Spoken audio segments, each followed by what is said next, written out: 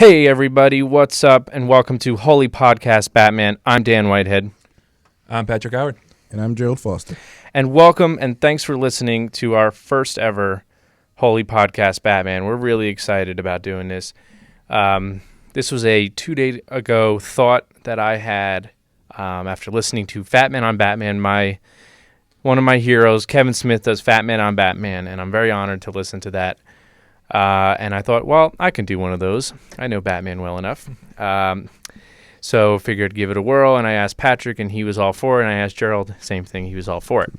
So should we go around and just kind of like what gave us an interest in Batman, you think? Maybe just to give us our personal history. Our credentials. Yeah, what are our credentials? Yeah. So Dan, you go first. I'll go first. Let me make something up here. No, just kidding. So for me, I don't remember a time that I didn't like Batman. I can remember from a little kid just being very, very excited about watching Batman the Animated Series, which was one of our topics tonight. So I'm glad we started with it. So much so that I got it tattooed on my arm. And yeah, you can't see it. There, it's real love to have an inanimate person tattooed on your arm. It's not inanimate. It would be not real. Not real, not True, inanimate. Inanimate like an object would be an object, yeah. Yeah. We're learning grammar here tonight on Holy Podcast Batman. Well, I'm not the grammar Nazi. I don't know who is. Yeah, so. I don't really care for grammar Nazis either. I can let it slip sometimes, but I try not to. Like my grammar is so Pat's the grammar Nazi, basically. Right. I'm a light grammar Nazi. Of the three of us. I'm diet grammar Nazi. Okay. Neo grammar Nazi. Yeah. Right. It's, yeah, I don't know. Whatever. It doesn't matter. Moving on.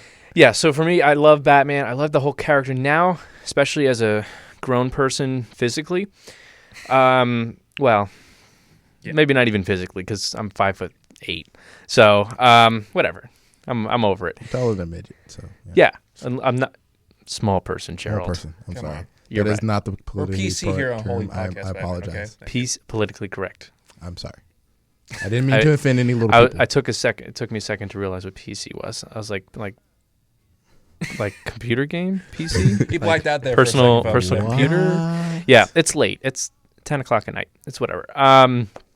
So yeah, I like Batman from the start, and now as a older person, I like him because of his physicality, his mentality more so, and like how he's such a troubled character and why he does it and all that kind of stuff. It's very interesting to me. So I look at it as from like a psychological, standpoint.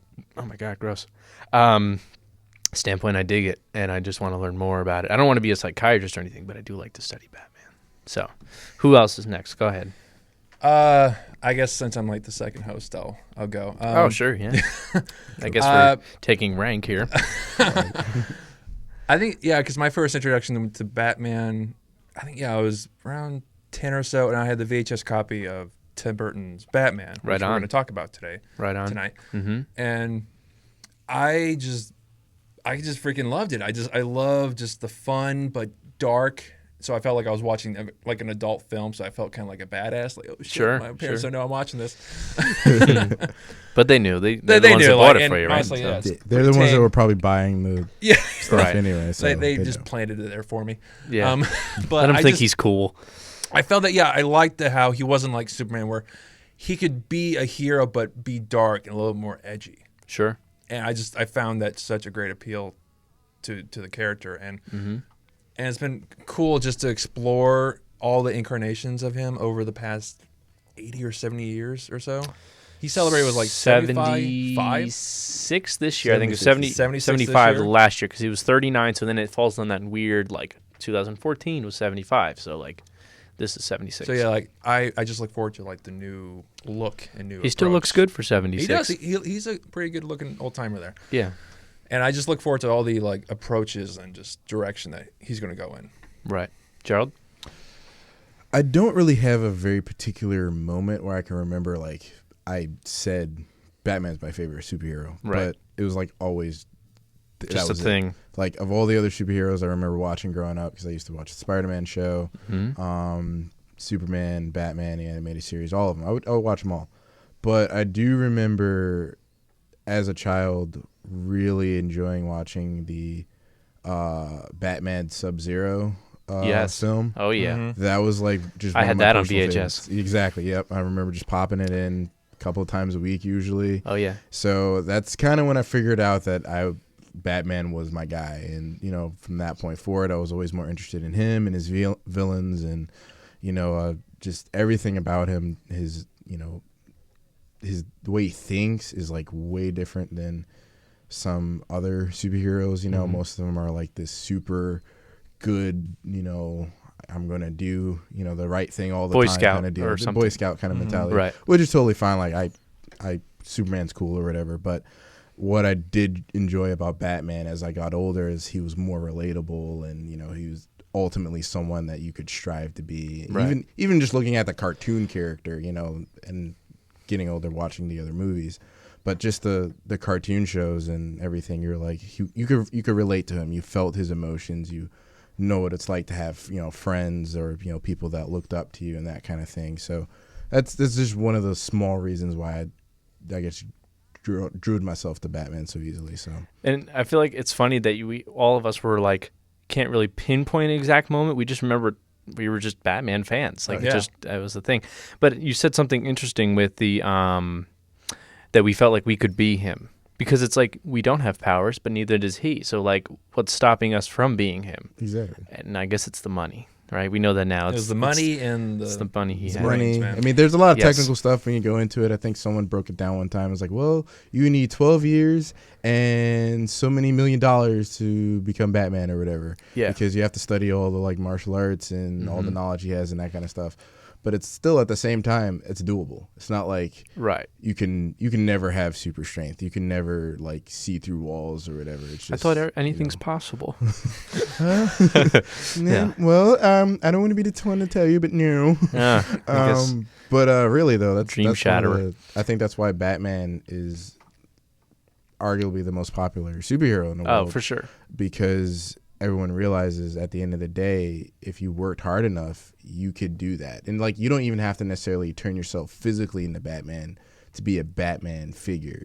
If you're like looking out for, people that are less fortunate than you, or you're trying to make better of the situation that you have, because that's what he did. Both of his parents were dead. Right. He had every right to just quit or become sort of junkie or whatever. But he took that situation that he had as a kid and allowed that to drive him to make a better world of, around him, and, starting at home in the city and then eventually, expanding after that. But, that's the thing I think that people appeal to so much with Batman, is just the fact that.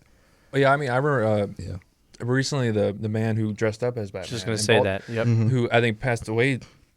Like I think about a couple months ago, because Just it was under a like month a ago. car Oh, it was accident. a little over a month ago, yeah. And yeah, clearly he found the time, and he had the money to like just buy a Batman suit, and he had like a nice black car, and just kind of went around to like I think children's hospitals to cheer kids up. And that's what I think it's just fantastic. the character of Batman would say or would do. appreciate Yeah, would if he was appreciate- real, Mm-hmm. Cool. But all right, so yeah, as we kind of alluded to, our main topics tonight are Batman 1989, as we will be referring to it tonight. It's actually just called Batman. And then Batman the Animated Series, which had a big impact on all of us, I think. Yeah. So let's start with 89. So just a little background for those that don't know. It was directed by Tim Burton, both this one and Batman Returns, but we're going to just focus on 89 tonight. Came out June 23rd, 1989. And fun fact, it had a budget of $35 million. I had to do this for a project earlier. I used this movie, so that's the only reason I know that. So here's just a little plot synopsis. Having witnessed his parents' brutal murder as a child, millionaire, notice it's millionaire, now it's billionaire, but philanthropist Bruce Wayne, played by Michael Keaton, fights crime, can't even read my own handwriting, in Gotham City disguised as Batman, a costumed hero who strikes fear in the hearts of villains. But when a deformed madman who calls himself the Joker, also known as Jack Nicholson, seizes control of Gotham's criminal underworld, Batman must face his most ruthless nemesis, that was a tongue twister, ever while protecting both his identity and his love interest, reporter Vicky Vale, played by Kim Basinger. Oof. I say Basinger, but whatever. I never knew her name, so it's fine. Yeah, you learned something today. There you go. It also stars Robert Wool as Alexander Knox, who I found to be annoying, but we'll get to that in a second. And Michael Gow, the late Michael Gow, as Alfred Pennyworth. So, yeah, Alex, the Knox character, I think, was supposed to be annoying, so well played. Fair enough, yeah.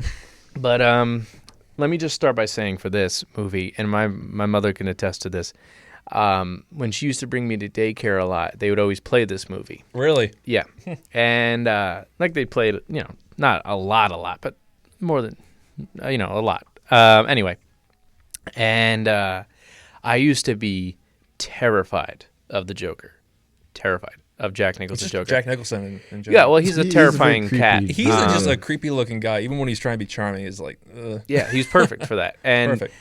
so much so that I was scared of it that when it was on in the little TV, standard definition TV in the early 2000s or late 90s, that I would run and hide in like the little jungle gym thing they had. It was an inside like daycare and stuff, but yeah, they had like the jungle gym thing, whatever. I would go run and hide in anytime the Joker came out.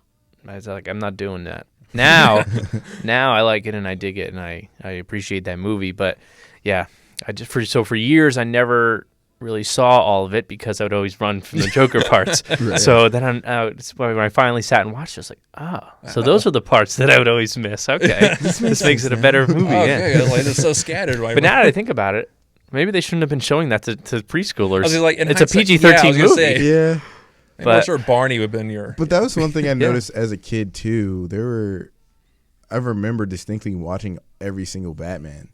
And at like 5-6 years old, by the time the last one... Well, yeah, we were 2. It came out in 97, I think, the last one. So we were 2. So you were 2, right, exactly. But I remember watching them, and I remember, like, even as like a 4-year-old, and renting them. Well, those were the Batmans to watch. We didn't have anything else. Exactly. And I just, like, if you go back and watch the later ones, it's a kind of a separate story, but the later ones are a little bit more cheesier. Mm-hmm. But the first 2 are very dark. And as a kid, I remember, like, just thinking it was kind of weird, not necessarily scary, but kind of weird. Sure, and like that's more a so little the Tim disturbing, Burton kind of element, especially the second one. And again, we're not focusing on that one, but exactly. And I don't think myself as a parent would necessarily show that to my 4-year-old kid. Mm-hmm. In hindsight, I'm glad my parents did show it to me, but I guess they trusted that we weren't going to get freaked out or whatever. But like my parents more so just went by the ratings. I think it was PG. I think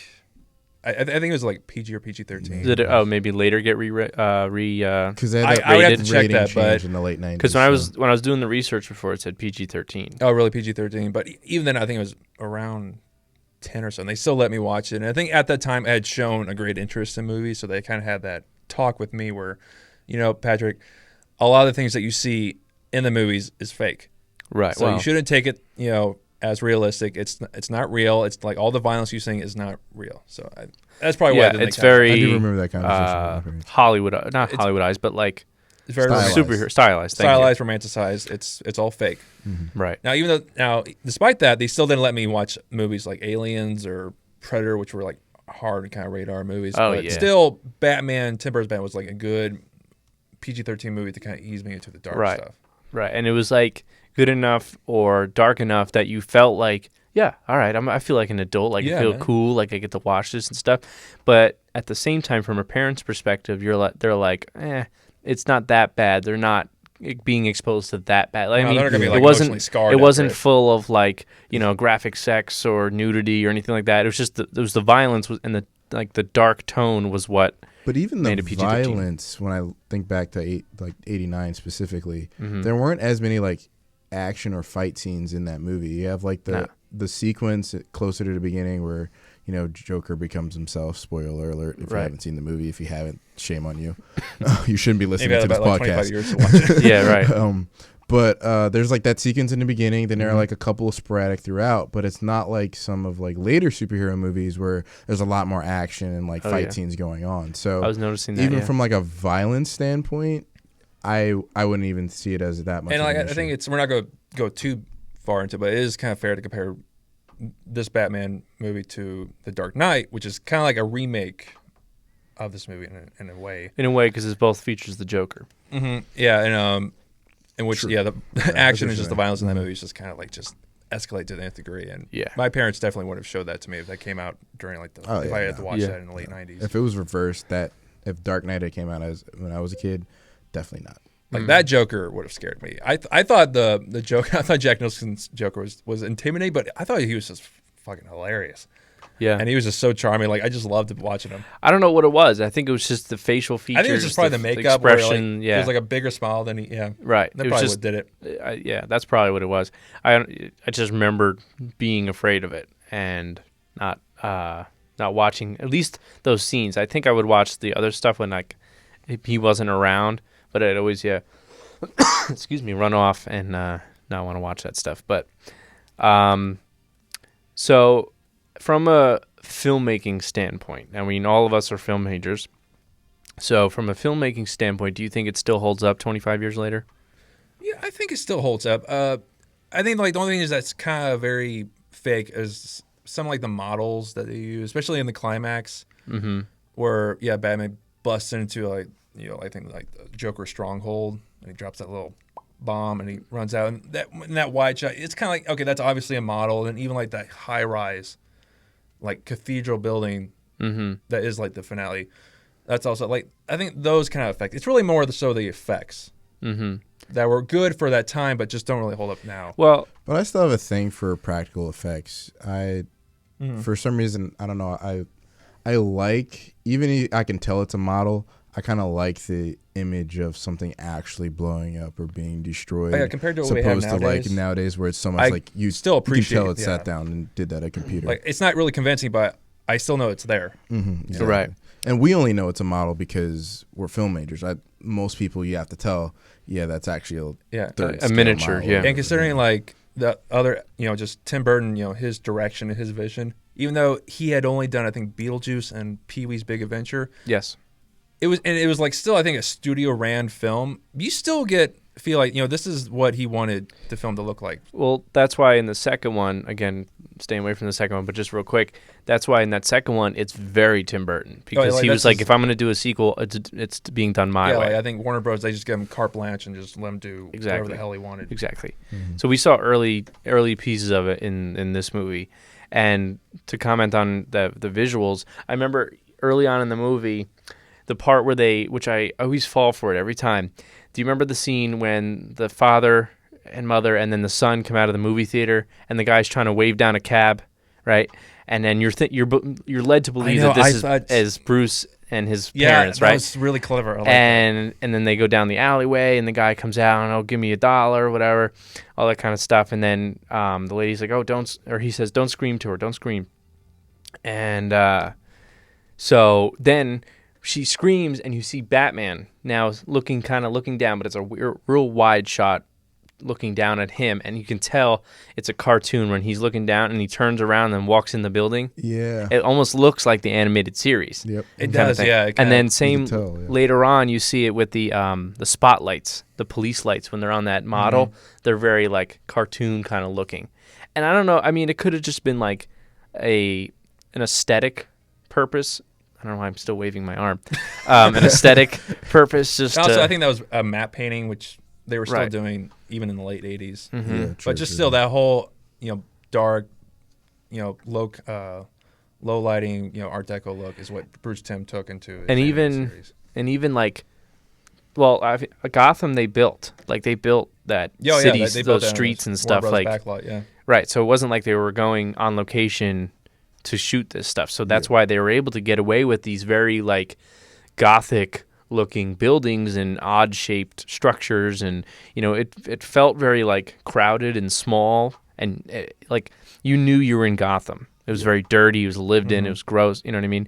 And that made it very interesting. So like from that scenic or set dressing aesthetic, it looked very good. And I think it won an Academy Award for art direction.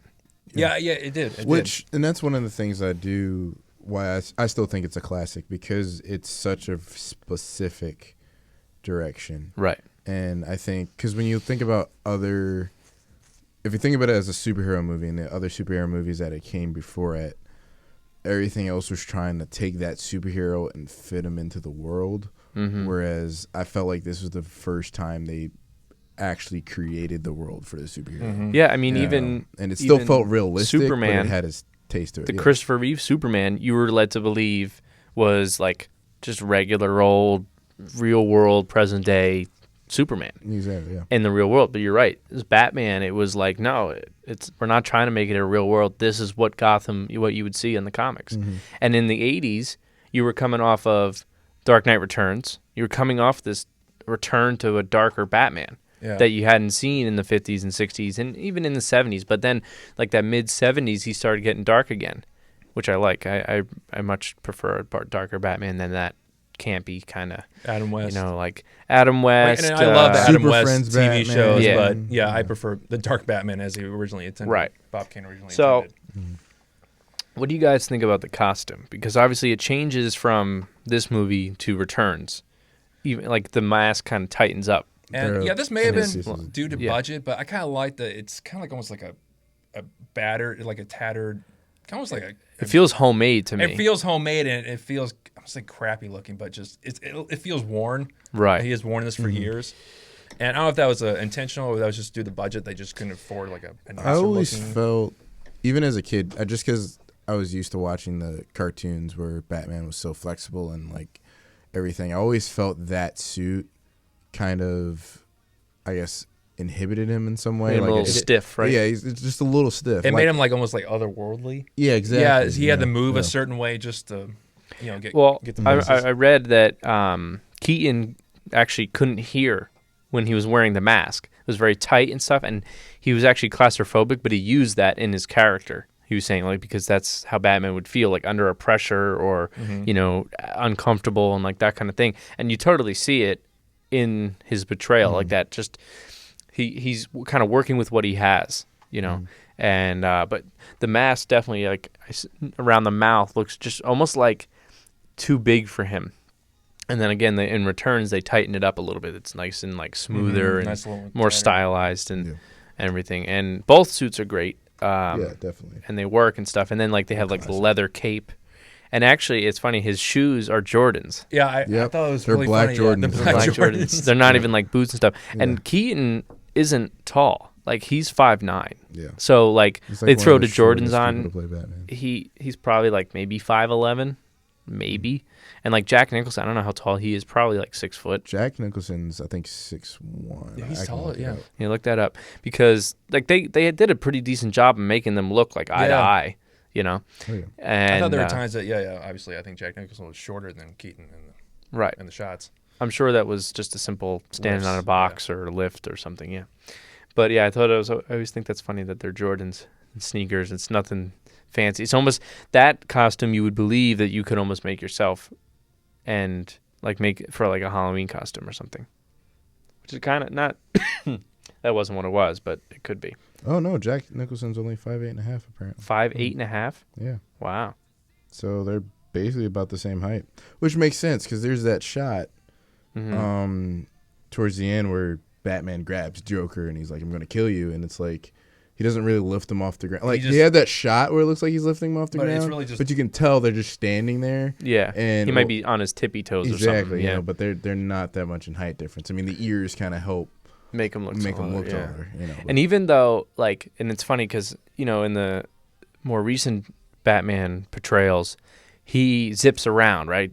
Boom, boom, boom, jumping around and very, like, low and flies very smoothly. I think in the anime version he does that. Even that, yeah. But in this movie, he's very, like, rigid and, like, I mean, if they were to do that scene again in, like, a Christian Bale Batman, he would have, like, in the clock tower I'm talking about, or church tower, he would have just easily grapple gun and zipped up. But Keaton's Batman, like, walked up those every one of those stairs, and we see him, right? Which is different now. Like, now we barely ever see Batman until, like, we're told to see him. You know what I mean? Whereas, like, this one, like, you physically see him.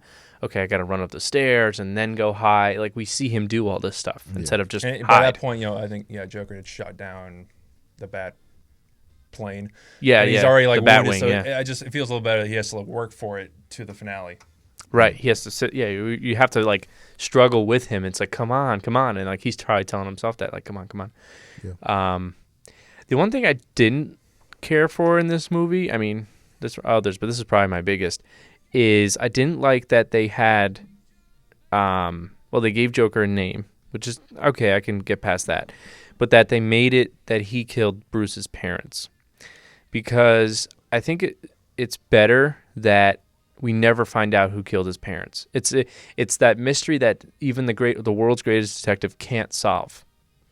I see what you're saying. But you like taking the fun out of it. Even it's the same thing with Joe Chill, like that they make it now it's Joe Chill or whatever. If he never finds out who it is, it like haunts him now for the rest of his life. It's the reason he became Batman, but yet he can't solve it. When was Joe Chill like introduced? Retconned into being the killer? Wasn't it in a comic somewhere? Because it had to be before. Was it like in the 90s? Before Begins? Yeah, it had to be before Begins. I feel Early like that 2000s? was an established thing. I don't know how many times they're doing his origins in comics that they would introduce that. Now, how did they do it in the Gotham TV show? Because I watched the first couple of episodes. I have it on my Netflix where I'm going to go back and watch the whole thing now. I'm watching it too. I'm only like eight episodes. I want you guys Yeah. to catch up so then I can review it on So here. we'll just do a podcast about Gotham at some point. I'm not. I don't know. We'll have to do another podcast. No, but so on there, they just have a guy in a mask, and like you literally barely see his eyes, and he's just completely covered in black clothing and all this stuff. And I think he speaks, give me your money, like stuff like that. But like they could make that be anybody. Yeah, it could be Joe Chill, it could be whatever. I'm hoping that like the way they're setting up that show, just real quick, is that Bruce is trying to find out more so why his parents were killed, not so much how or like by who. The conspiracy, yeah. So I think I'd rather see why than by who. Like he could have just been like a hired gun who has no importance to the show or to the story, whatever. But the fact that like it could be Wayne Enterprises that did it, and like that's more interesting. Yeah. So hopefully they do that route. Because now that you mention it, when you think about it, if he never finds out, that kind of gives it. You can understand the drive now for like other characters, like all the Robins, who've all either like lost a parent. When you look at their different individual storylines, and the fact that Batman's like, I never found out who killed my parents, but I can help these people give justice in their own lives, because I think that was part of the thing. Gives them more of a purpose. Like, I'm going to help you. You want to go after the people that took and parents. I'm going to train you so that you can do that. And honestly, I think making Joker, I think it's just more satisfying for the hero, the average person, for the hero to be connected to the villain, and also yeah. I think it's more satisfying for the general public. I think that's what Warner Brothers just wanted for. But that final scene where he's like, I'm gonna kill you, and with the part where he's like, did you ever dance with the devil in the pale moonlight? And then they fight, and then he's like, what? I was just a kid, and there's all this kind of stuff. I didn't really like that exchange. I just, again, to go back, I felt like it should have been left a mystery. Mm-hmm. Yeah, I like that. But I guess it works for that film. But honestly, I think overall I would have liked it if the killer was kept a mystery, but I felt it still worked with the film, and I didn't mind it as much. And I wonder, like, was it a decision you think like right away to be like, all right, well, Joker dies at the end of this movie, or do you think it was kind of one of those where Jack Nicholson was like, I don't know if I want to do this more than once. Maybe you kind of off me, kind of like Harrison Ford with Han Solo. Well, I mean, I have like the Steelbook Blu-ray version of Batman. It comes with loads of special features and this really good documentary of the making of it. Sure. And Jack Nicholson, when he's interviewed, when he talks about it, he really loved the role, and after they were done shooting and promoting was starting, he would go around just saying, this is gonna be like the biggest movie of the year. I do remember. So it may have been just, I think the screenwriter, I think Sam Hamm is his name. Just that was his decision, just to kill off the Joker right there. And I wonder why he did that. I guess they maybe weren't planning on doing sequels, or maybe they were because they just wanted to do a new villain for each time. Yeah. Yeah. I mean, also I think with that, you have to like COIA, because you want to, if you don't bring closure and you don't get a big enough response to get another budget to make the sequel or whatever, you're kind of stuck with this cult classic that has a cliffhanger that never gets a sequel, and you have all these upset fans. I see. So I think their idea was like, all right, since Batman has so many iconic villains, especially at that point in history, he had so many other villains that they could pick from. So I don't think they were necessarily scared of running out of villains or anything like that, or not being able They to probably bring just back didn't good want to ones. just. They just. I think it was starting out for like a new, like for the first live action Batman movie. They didn't want to just start like, let's just do the Joker for like the first 3 movies. No, let's cherry pick from his rogues gallery. Yeah, now I need to say that there's villains of Batman's they still haven't done in live action. Yeah, Mad Hatter and what's his name, Firefly. Firefly Makes the fire and stuff. Yeah. He's not that exciting. He probably couldn't do a whole movie himself. He would be like a sidekick or something to somebody. Like almost like a cameo, perhaps. Right. Some of that Gotham's been doing, of course. Yeah. Yeah. I think they have a female Firefly coming to Gotham, if I'm not mistaken. But yeah, so that's interesting. Okay. Any other things or thoughts on this? What other? No, it's personally, actually, Michael Keaton is actually my favorite Batman. That's right. And why is that? I think because unlike like the Christian Bale Batman, this is also just with Christopher Nolan's writing, is he doesn't over-explain his duty and why he needs to do what he does. Keaton, and especially in the finale, and in the climax when Vicky asks him, like, why do you have to do this? Because nobody else can. Like, I know what I need to do. I'm the one who has the resources to do it, and I just have to go. And he just does it. Right. I think that's why I love it. And I think that's Batman. That's what Batman is. Is that he doesn't explain why he needs to do what he does. He just does it. He just does it. He just kind of shuts up and goes to work. You trust that, he will get the job done. Well, if I remember, Batman's a fairly soft-spoken person. Not to say soft, like when he speaks, it's like he holds doesn't. ground. He's not a chatterbox, but when he does speak, you listen, and actually it means a lot, and it holds right. weight. Yeah. Exactly. That's what I'm getting at. Cool. And what about like the Batmobile? Did you guys like the vehicles and stuff? And that's what I was about to go on. The one thing I really do love about '89 is that as much as I like the concept of the tumbler and like even in like some of the other like various incarnations of Batman, the Batmobile in video games and that kind of stuff. Right. The Batmobile in Batman '89 is the one where like if I ever saw it on sale for somewhere, I'd probably do what I can. Yeah, if I went to a comic book shop and they had like the tumbler Batmobile and like the Tim Burton Batmobile, I would buy the Tim Burton Batmobile because that's the more comic book look and feel. It's it's a classic, iconic look. It's something that I would love to drive around. I mean, the tumbler you're gonna get it's just not practical. It's as cool as it is. It's cool looking, but it was great for traffic. Like you could blow up the cars in front of you and keep going. But it's fucking ridiculous. And you always have a bat pod in there. Exactly. Things get squirrely. So it's two vehicles in one. But just if it's in the middle of the summer, okay, and I'm just going to the ice cream shop and I'm just cruising on my Batmobile, that's cool. Right. See, mine. You can't do that in the tumbler. It's sketch. Would be the Adam West Batman. Now, I'm not a huge fan of the I Adam would West too. Batman. If I saw that too at the comic store, but as well. If I saw that one, I'd be like, take my money. Sold. Yep. Because that one, to me, is like a car, like a physical car, and like he just like painted a little Batman symbol on it. It's like, all right, Robin, let's roll out. And like you're rolling down the street and you're like, first off, people probably be like, what the hell? Like all this kind of thing, but you'd be like, sup. Like you'd be blasting like dun dun dun dun dun dun dun dun dun. And you have a little turbine fire coming out of the back. And then you have the bat phone in it, so it really doesn't do shit, but like it looks cool. Nice. When you forget your cell phone, you got the bat phone in there. It probably only has one connection to Commissioner Gordon, but whatever. And you have a little bat light on it. Commissioner? Yeah.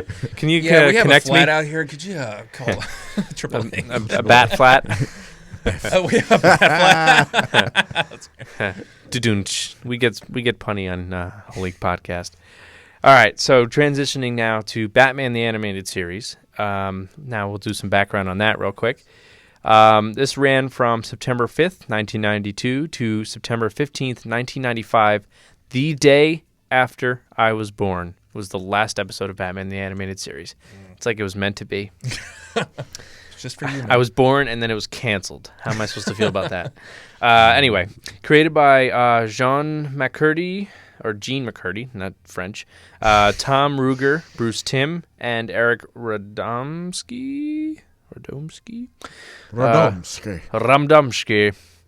Some weird spelling. Anyway, the plot is the Dark Knight battles crime in Gotham City with occasional help from Robin and Batgirl. That's perfect explanation for that. Stars Kevin Conroy as Batman, Bruce Wayne, who we have watching over us here in action figure form in the podcast cave here, we'll call it. Ephraim Zimbalist Jr., sorry if I'm butchering names here, as Alfred Pennyworth, who I loved his voice as Alfred Pennyworth. Bob Hastings, who just died last year, as Commissioner Gordon. And the wonderfully talented Mark Hamill as the Joker. Yes.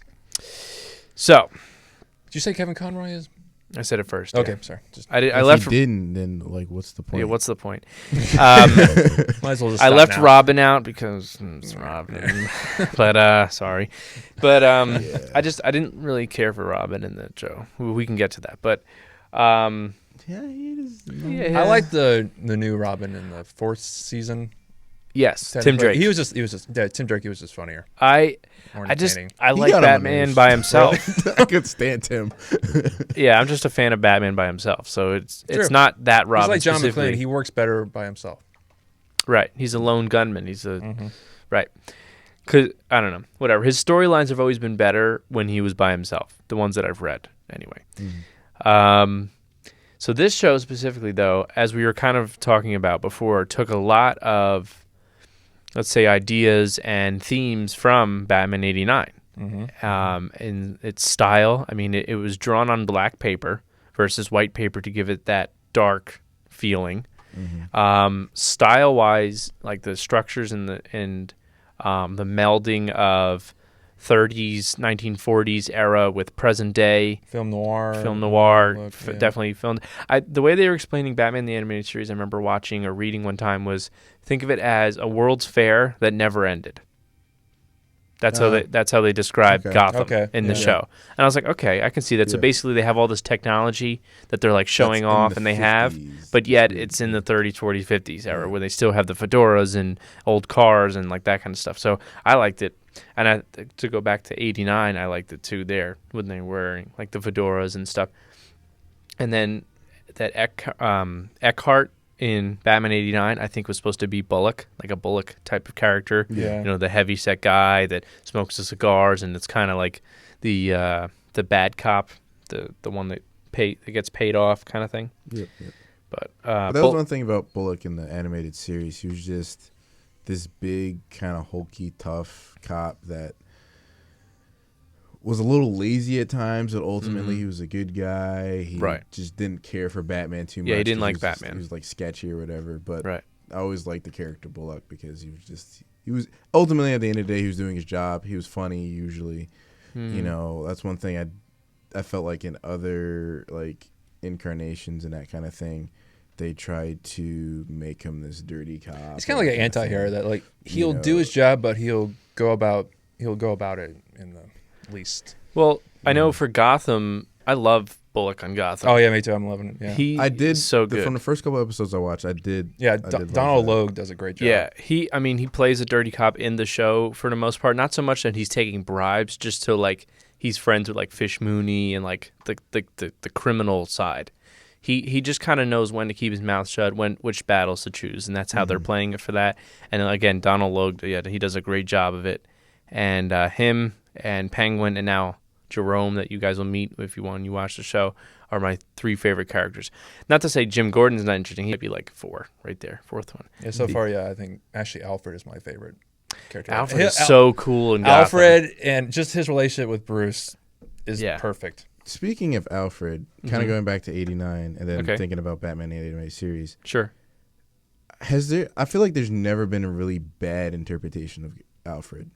No, they always seem to get him right, don't they? They always They do. He's always a little slightly different because like if you look at '89, he has this very like sarcastic, dad-like. That's usually humor always to stays in all the himself. incarnations. And then, but in the animated series, you had Alfred would sometime like do stuff like he's usually kind of quiet or reserved. He would have his like little side remarks and that kind of thing. He did everything for Bruce, right? But there were moments where randomly, like if Batman goes down, you know, Alfred flipped on a machine or drove the Batmobile somewhere or kicked ass in some way or whatever. And Right. it's like, it's just out of nowhere. And you're just like, I remember even as a kid, I'm like, Alfred's doing something this episode. Like, whoa, hold the phone kind of deal, you know? Yeah. And that's something that in pretty much every incarnation since that I think they've done, which we're not talking about other ones at this time, but I've always felt Alfred in pretty much each movie, whether it's animated or live action or whatever it is, has always been done justice. Like, And even from his actors. he fits perfectly with the movie world that they're creating or television world that they're creating, and it works. With Gotham, just real briefly, he's obviously portrayed as a little younger because now we're seeing as Bruce as a kid, so he would be younger like too. Early 50s, I would say, early yeah. 50s. And a military person, which he's always been. They just never really explored it Which before. is what I love. Is like, oh, good, they're finally a British utilizing Marine. this part of his life. And he is not like being easy on Bruce. Like, he doesn't take crap from Bruce. He's not just being, a dutiful like servant. Right. He's also being a Father a figure. father figure. And it was, thank you. I was like, Yeah. because there are times where like he's just, Alfred could be a bit of a pushover and just kind of lets Like, Bruce do okay, whatever he Master does. Wayne, But no, like, he kinda- he calls Bruce out on his shit, even though he's like 10. Yeah. I know, just real quick for Gotham, like, what is it, the first episode, where Bruce Wayne is standing on his roof, and Gordon rolls up, and then he like sees him, he's like, oh my God, and then Alfred comes out, he's like, what the hell are you doing up there? He's like, get your ass down here. Like all this kind of stuff, whatever. He's like, I'm not, like, we're not doing this, get down, not like, oh my God, are you okay? No, get down. But yeah, so back to animated series. As I said before, tattooed on my arm. Love the animated series. I have all 4 seasons on DVD. Those were like easy money for me. Again, take my money. You can have that. Yeah, and that being said, I wouldn't say I've seen every episode because it seems like I watch the same ones 100 times. I just always seem to accidentally put those same ones on. I'm like, God damn it. I end up skipping. I'm like, I want to see ones I haven't seen. So once in a while, I'll get ones I haven't seen. But it's just like perfect to me. And Patrick and I were talking about it the other day where, for the most part, it still holds up. And what we didn't think held up was maybe just like the style, like the drawings. And Well, it's just I think sometimes the actual animation, especially when it gets into the action scenes, or like when I think Batman or like Robin or the other characters have to kind of jump off a building and fly, it looks a little stiff and kind of it's a little choppy. But sure. Other than that, yeah, I think just the actual look of it looks great, and I think it holds up. Right. But once again, I think the show had a certain budget that they couldn't really go over, so they kind of had to really think about, really strategize what needs to be focused and where should the money be going. Mm-hmm. Yeah. And I think the money went towards the voice acting and the characters like that, because like they nailed it with every character, even very distinct voices, like even like characters that were just one episode people, they were just like perfectly casted for those roles. And you knew that because even as a kid, you would go and watch something else and say that same voice actor is in it. Mm-hmm. You identified them as that Batman character. Like, right.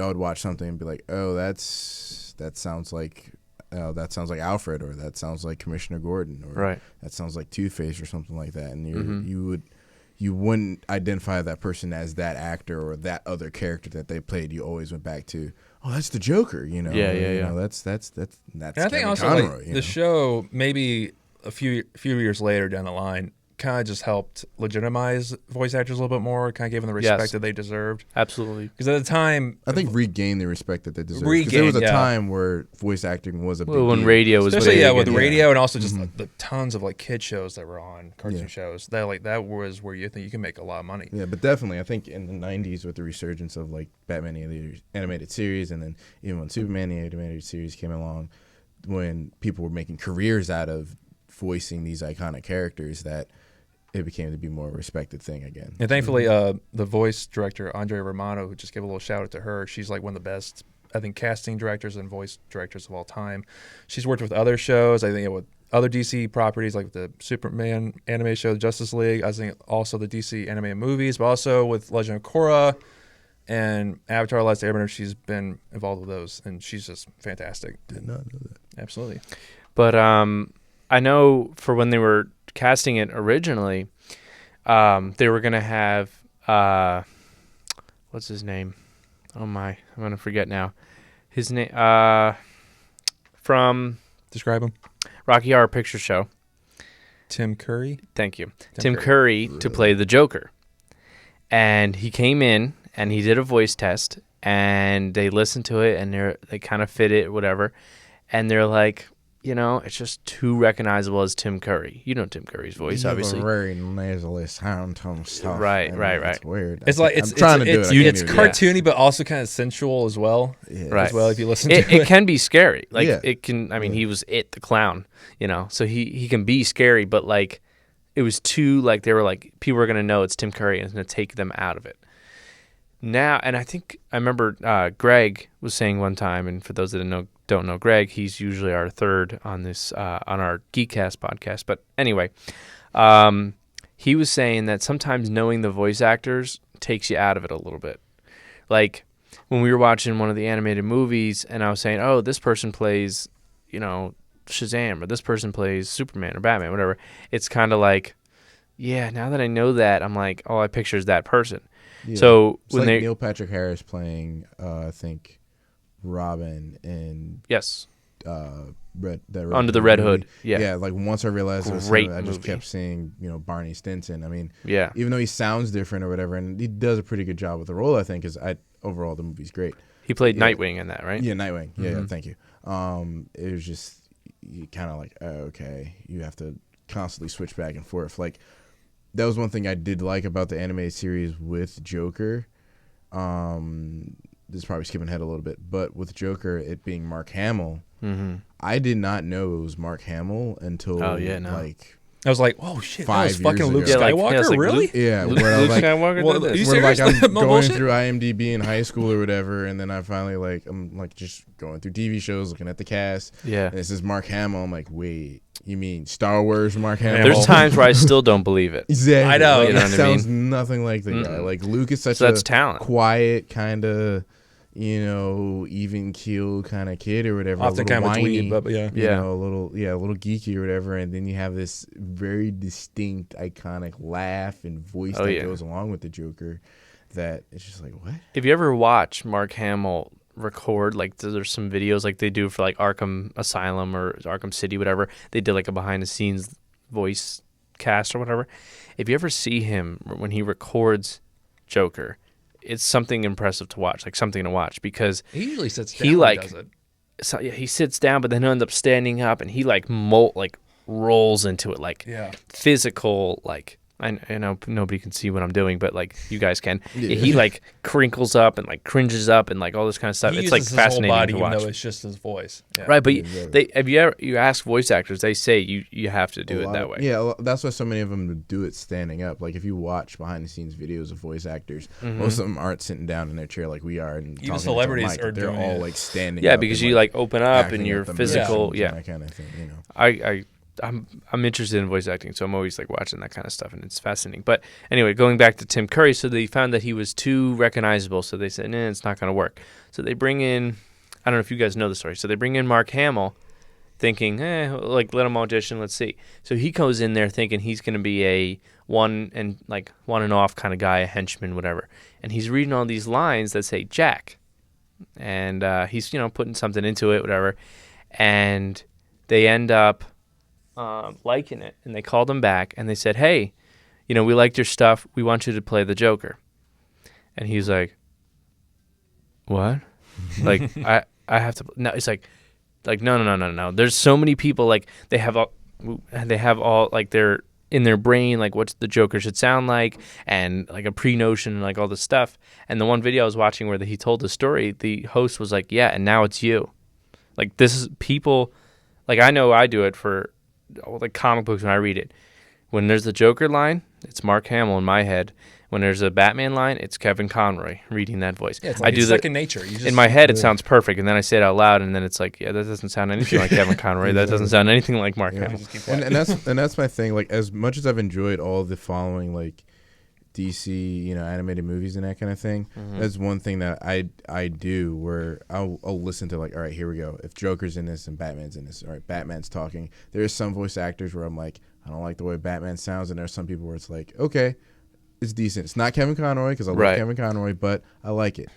I haven't really heard too many people that have done the voice of Joker justice. As far as, from my standpoint, I mean, Right. people have That their actor different who's views. kind of replacing Troy Baker. Okay. He's not really replacing him. It's just Well, kind I of mean- like when he doesn't feel like doing it, Yeah. he does it because now Mark Hamill's like, yeah, I'll come back for the Killing Joke. Yeah. And then, of course, Kevin Conroy's coming back, so it's like perfect. Yeah, exactly. Sold. So, yeah, definitely. So that's my thing with the Joker, where I understand like, he's completely. the one. That's the one voice of like all the characters that has to, like, for me, has to be the same for it to work for me. And I think they realize that, and it's kind of like one of those where they're making an animated movie that has a Joker in it. They probably go right to Mark Hamill and say, do you want to do it? And then he's like, yeah, no, I can't. I'm doing all this stuff. And they're like, okay, damn it. Can anybody do a Mark Hamill yeah. impersonation? And now they found Troy Baker, so Baker, like, yeah, come out here. exactly. but you know. they've, it's been a few years, so they've obviously had to have other people. In the meantime, they've had in the Red Hood, it was John DiMaggio, Yeah, who did a really good did- job. I Like, think close. what Although I just kept on appreciate hearing about Bender. his. I just couldn't get past it. It's like, man, that's just a little too much too Bender. But see, what I did appreciate about what he tried to do, he tried to take a little bit of Hamill and a little bit of Ledger and kind of like mash them together. Right. And that's why it kind of worked for me, at least in the context of the movie and that kind of thing. So that's probably like my second favorite voice, to be honest Right. with you, because everything else after that, I forget who played him in the Dark Knight Returns movie, but The guy don't from like that Person of voice. Interest. oh, okay. Yeah, I know that. I can't remember his name. I think he's like Emerson or something with Emerson's like in his either his real name or like his character's Yeah, name. something But like I did not like that voice I didn't like his acting at either. all. It was too like whiny and like nasal. Like it just didn't sound like the Joker. It It just sounded like the Joker was constantly trying to like flirt with you or whatever. Right. And like that oh just, hey like exactly. just like a high voice like yeah. it just It didn't work. It didn't work. It took me a while to get behind the voice of Batman, which was what's his name? The newest Peter. one? Oh, never mind. No, in Dark Knight Peter Returns, it was Weller? Peter Ooh, Peller. that was Peter Yeah, Weller. RoboCop, There yeah. we go. Yeah, RoboCop. The original RoboCop. I don't know. That was like one of the first times where like when Batman first opened his mouth, I was just like, this is fine. This is This actually is good. totally Like as okay. an older Batman, It's not Conroy, but this is totally This is actually okay. fine. This I'm is fine suitable. with this. Like It the second time watching it through, I think when I got to the second part, I was like, okay, yeah, this really works for this story. If it was like Peter Weller doing it in Batman the Animated Series, maybe not. That Batman's just younger. Conroy It's is- younger, yeah. 'Cause now I just exactly. associate Yeah. that with the older Batman. Oh, yeah. Right. And what was I going to say before? I don't remember. So Mark Hamill comes in and all that kind of stuff. So that's my Joker. That's who I think of. My second favorite voice for Batman, if I had to pick one, would be Bruce Greenwood, who does it in Yes. Under the Red Hood, okay, yeah. and he also does it in Young Justice. Okay. And he plays it pretty close to a Conroy, where it's just like a deep kind of like tone. Because they don't try to make it like raspy or anything. They're just a deeper, like, nice voice. And look at me trying to do it. I'm not doing anything close to that. But, like, yeah. And Conroy was the first one to, in an animated setting, to have two voices. Yeah. And when you asked him about it, he goes, he, like, studied him, and he realized, obviously, Batman is who he really is. That's his real personality. So that is played closer to his natural voice. And then Bruce Wayne, who is an act, is a little more of him like doing an impression or doing a Octave voice. higher, yeah. Right. And so I thought that was really interesting, like how much work he went into it or he put into it. And you know, I would never have thought of that. I thought just you come in, you record your lines and Yeah. you leave and like that's it. But no, it really involves these texts and Snapchats, that always happens. You ever notice that where like Or trying you're to sitting do around and you're like, nobody's texting me, but then you're doing something and it's yeah, like zip, then- zip, zip, zip, zip, zip, zip. Oh man, Yep, it's the worst. they can wait.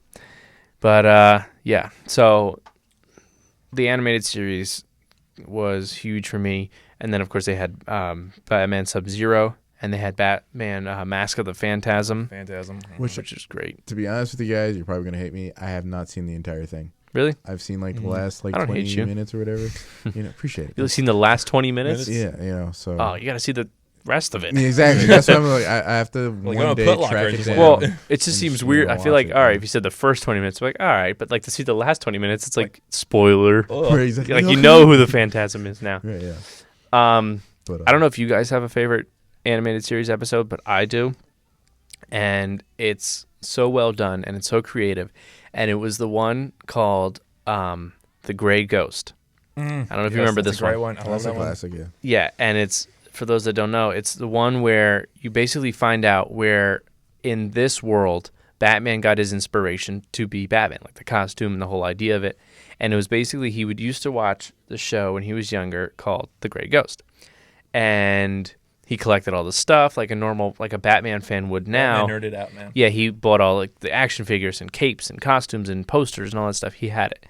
Well, he was having trouble now as Batman solving a case, if I remember correctly, and he ends up basically trying to seek out the Gray Ghost and realizing like he was only an actor playing, a character of the Gray Ghost, and he basically he's voiced by Adam West, which is so perfect. Yeah. And they said that they were only going to do that episode if Adam West agreed to do the voice. If they're not scrapped it, then that never would have happened. So thank God he did. And he basically sold off all of his Gray Ghost memorabilia, the actor, and was like, I don't want anything to do with it, blah, blah, blah, like get out of my house, or whatever. Then he realizes, you know what? This is who I am, like he embraces it, and he ends up helping him solve this case dressed as the Gray Ghost. And I was like, this is awesome. I love that episode. Think it's so cool. And then, again, Adam West coming in to do that voice. It was perfect. And I think that's also kind of great commentary with actors who do this one role that just kind of like was like cherished by many for so many years. And whenever they try to do something new, people just can't get past that one role. And some people, like I think like Leonard Nimoy, who once kind of denounced his role as Spock for a number of years because he just was kind of getting annoyed with just the press and people just always associated him with Spock, but then he kind of came back and then with the sequel book, like I am Spock. It's like, and he just owned it. Like, yeah, you know what? This maybe just, they may only remember you for one role, but this is a role that just will be remembered, and this has actually kind of affected people. Yeah. I think that's also kind of with Adam West. He's only remembered for, I think, the 60s Batman, but I think it's still a Batman that a lot of people cherished who watched it. Which, happy belated birthday to him, he turned 87. 87. Really? Believe that? 87 years old. I'm still thinking he's like in 70s maybe. No, 87 years old. Still working, still on Family Guy.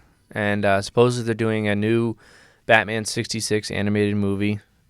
The only ones that are still alive from the original cast are Batman, of course, Burt Ward. Well, I should say Adam West and Burt Ward.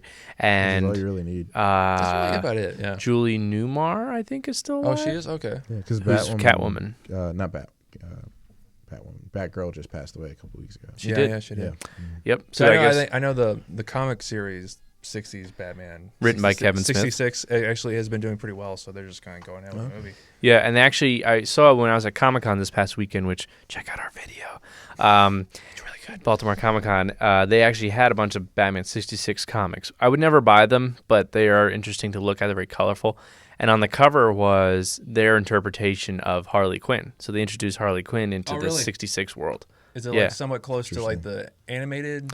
Yeah, it looks more Jester. Yeah, like the Jester kind of like. It's certainly not how they're portraying Harley Quinn now, which isn't a bad thing, but it's just it's closer to the animated series, which is again another thing that made the animated series great. It introduced a character who's now a hugely successful character in the DC universe. It's in the Suicide Squad and all this stuff, and she's getting her big screen debut soon. That rarely happens. Because she's a sidekick. She's a side character that was just so interesting and funny and like fun to watch, and just had her own, like, even in like the later episodes of the series, she had her own episodes. There are episodes centralized around Harley as like the main protagonist, and like Batman was like a factor in the things. I just watched one tonight, or a little while ago, where it was Batgirl and Supergirl versus Poison Ivy and Harley Quinn, who have a very close relationship, sometimes very close. I know in the comics something they just go for the all out. And then also, I can't remember her name. I thought she was, what's her name? I thought she was Killer Frost, but it's not. She was electric. She looked like Killer Frost, but she had electricity powers. And her name's escaping me. I can't think of it. But anyway, that was the episode. And so, yeah, there was no Joker. There was no Batman in it. It was just, well, he was in it for like a couple of lines, but it's kind of like, I'm coming. But like he never came, and like they kind of solved it themselves. So it was like a girl power episode. Right. But yeah, same thing. It was a Harley Quinn who can stand on her own. I mean, she had Poison Ivy, but Poison Ivy, excuse me, is one of those characters to me that isn't like that strong, that she kind of needs somebody else with her. She works better with other groups, like a partnership with Catwoman or with Harley. Because they never, because I felt like as a kid, they pushed the relationship between Catwoman and Batman, obviously. So that's what kind of kept her coming back. Right. They tried to hint at it a little bit between Poison Ivy and Batman, but they never pushed it enough. Right. Where her episodes were very interesting, because at least with Catwoman, you always had that playful romantic banter between the two of them. And also, like, they never stretched it enough. Especially in the last season, Catwoman. There's so many like design changes. Yeah, now they look like almost like college students. But in the earlier seasons, they're like full grown, like women in their 30s. Right. That's true too. Yeah. But yeah, I mean, I think that they didn't push that relationship with Poison Ivy because it really couldn't happen. I mean, you kiss her and she gives you the poison or whatever. Now I don't know if it's automatic or she controls it or not, but I'm assuming. I think it's just if you kiss her. I don't think she controls it. Yeah. But then, like, supposedly, like, Harley Quinn is immune to it or something like that. Plus, I think with Catwoman and Batman, that's just more interesting of a relationship, because Catwoman, she rides that fence of being a hero, but also a bad she's guy. out for herself. She's a jewel thief. That's just but like, I just want to steal stuff. Yeah. If she needs to, she will kind of help save the day, but you just can't really rely on her. It's kind of whoever's got a better deal. It's like, I'll help you. Absolutely, yeah. So it's, again, out for herself. But yeah, you guys, anything else to add to it? I was thinking about favorite episode. Okay. I don't want to say I have a favorite episode, but memorable episode was the two-parter with how Two-Face was came about. Right. There are a lot of like little moments I remember from that episode in particular. But Two-Face is also one of my favorite villains. Two-Face and Freeze are my two favorite Batman villains, surprisingly. I'm not a huge fan of Joker. That's just me personally. As much as iconic the Joker is, and I do think that anytime you create a new Batman incarnation, you're going to need Joker, because it's just yin to his important. Yang kind of a thing. Yeah. But as far as just from an interesting like character standpoint and that kind of thing, I love Freeze and his backstory, but I also love Two-Face, just the whole duality thing he has going on. So I remember those two episodes particularly, of the creation of Two-Face and Bruce, and trying to like balance, okay, how am I going to like help him because he knows who I am, kind of deal, and that kind of thing. So yeah, it was interesting. and I would say my favorite episode. I think my favorite episode that is probably the most memorable out of the whole series is called Almost Got Him, where it's a whole flashback episode. That's where it's all the villains playing cards together, and they almost and they talk about also in a way bragging how they almost got Batman. Like, my story's better. My story's better. Yeah. And which I think is the strength of it, is that how by this point these characters are so great, entertaining, and fun just to watch. That we are willing just to watch a whole episode where they're just playing cards and just kind of trying to one up each other with these stories. And I think that's proves that that's where the writing is the strongest. Right. And I think the other two, which I think are the most interesting to me, is I can't remember the name, but it's when Penguin tries to go straight. And he tries to be a good guy. I'm not too good with the names. I remember the episode. Yeah, Harley has the same episode called, I think, Harley's Day Off, where she kind of does the same thing. I remember that. Okay. And for me, whenever I love those kind of stories when like a bad guy tries to be good and just tries to it's almost like try to fight an addiction. And then after a while, they're just straight, and they're just like, I just can't help it, and then they kind of can't fight who you are. They can't fight who they are. Yeah. I think that's just really revealing for the characters. So, as a final thought, do you ever? I mean, what was your favorite episode? Did you already say? Great Ghost. Great. Okay. Yeah. For a final thought, though, I like how dark and adult the show was. It treated it's for a kid show. Its audience with respects. Right. They weren't. I mean, it's obviously, as far as content wise, it still holds up. You can watch it as an adult. You can watch it as a kid and still enjoy it the same. I enjoy it just as much now, if not more, than I did when I was a kid. Because you can get all the older references and and obviously now I can watch it whenever I want. When I was a kid, it was like, oh, maybe it's on TV. I remember like never knowing exactly when it was on TV. Like when I was real young, I knew kind of like, okay, it was Saturday mornings or whatever. But then, like in the mid thousands or whatever, it would be on that like 6 o'clock on like the Hub or like one of those old like channels that they showed like old cartoons or whatever. And then the next night it'd be like on at a different time, and I'd always miss it and like all this kind of stuff. So now I can watch it whenever, which is wonderful. But of course I didn't bring it to school. I don't know what's wrong with me. I don't know why I didn't bring that. But maybe I'll have my parents bring it next time they're here.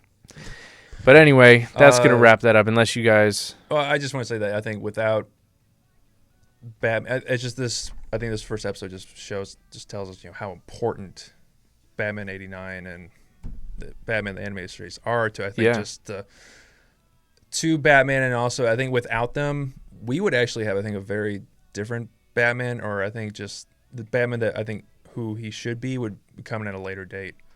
Yeah, we may not have seen him. Mm-hmm. We may not even have had the Nolan trilogy because he tried to like do right by Batman after, Batman Returns and we Forever. Still would have had, I think, or Forever. We still would have had the 60s campy Batman. Possibly, yeah. Yeah, I would agree. So thank you, Bruce Timm, and other people from Batman the Animated Series. Thank you, Tim Burton. And Conroy for signing up to do the voice. And Conroy and Mark Hamill and for his brother. being and everybody. Wonderful. The guy who drew it, on that black piece of paper hundreds of times. Yeah, who came up with that concept. And pretty much, let's do it this way. If you worked on either one of those things, thank you. Yeah, thank you very much. Hypothetically shake your hand. Thank you. Yes. So that'll do it for us. Thanks for listening. If you stuck by us this long, it's an hour and 6 minutes or whatever. That's really long. But our next episode, I don't know what we're going to talk about. We might We'll figure it out. We might go back and talk about like the 1940s serials Batman. Yeah, we might dabble in those. I have to go back and find those. They're all on YouTube, so no excuse. No, and we may touch on Returns since we've been talking about Batman Returns. We might as well continue with kind of an order here a little bit. This is a mud hole. Now, I'm not sure if we've decided doing this weekly or bi-weekly. I'm cool with doing weekly. Me too. I can try and make weekly. I might be one of those guys where like, oh, Gerald's here, or he's not here today. I know guys, Greg wants to probably come in on a few of them. It'll probably either if Greg's not here, then assume I'm here. If I'm not here, and also we Greg's have a friend Nate Schrader who's also a big Batman fan, so he may come in too if he's interested. There you go. So yeah, guys, it's probably gonna be weekly, but if we have to, it might be bi-weekly. Basically, we're gonna do whatever the fuck we want. We're gonna do it whenever we want. There's 4 of us here that could potentially make the show, so 5 of us. Yeah. I don't know where you're going to school, but no, I'm just kidding. This one is going to be YouTube specific. So if you're hoping to find it on iTunes or SoundCloud, it will not be there because it's just too much work. So thanks a lot, YouTube, SoundCloud. And also on the Geekkkast website as well. Yeah. So thanks for listening and watch Batman. Signing off, I'm Dan Whitehead. I'm Patrick Howard. And I'm Gerald Foster.